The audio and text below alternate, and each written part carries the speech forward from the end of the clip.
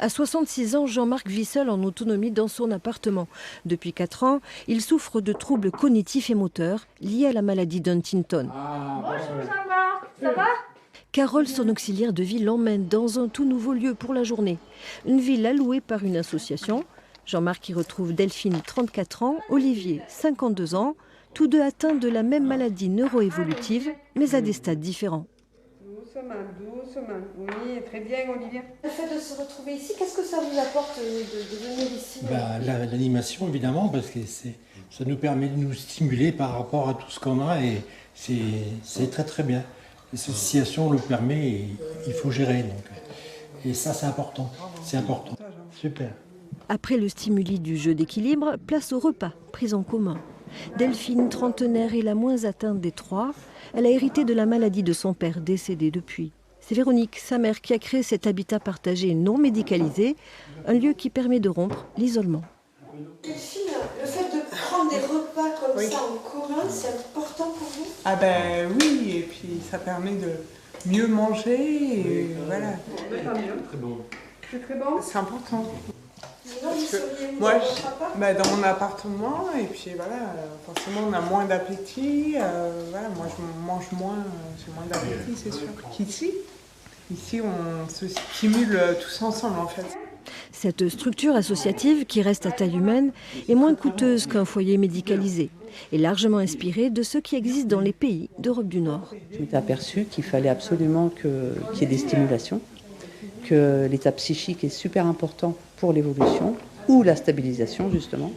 Donc l'intérêt, c'était vraiment de trouver quelque chose qui les stimule, qui leur permette de conserver une vie sociale parce qu'ils perdaient tous les projets qu'ils pouvaient faire comme un jeune de 30 ans peut faire. Donc voilà, l'habitat inclusif, c'était quelque chose qui me semblait le plus adapté.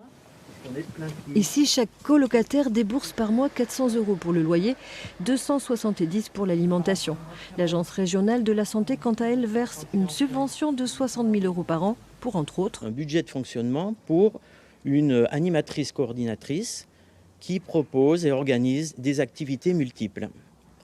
Activités in situ dans la villa, vous avez pu le constater, avec des ateliers tous les jours différents, ateliers art-thérapie, peinture, créatifs, des ateliers jeux pour distraire les colocataires. Et aujourd'hui, l'atelier culinaire où chacun met la main à la pâte.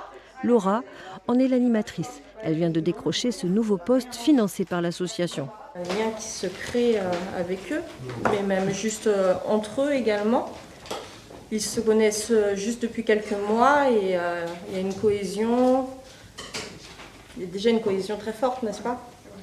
Vous avez tissé des liens. On dirait qu'ils se connaissent depuis des années, alors que finalement,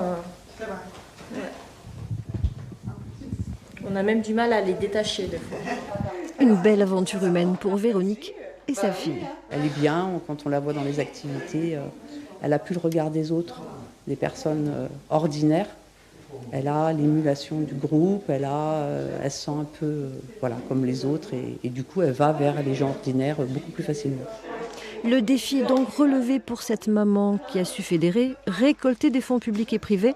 Aujourd'hui, l'association Un Palier pour Deux Toits investit 400 000 € pour la construction à Pézenas d'une maison qui devrait accueillir 6 adultes.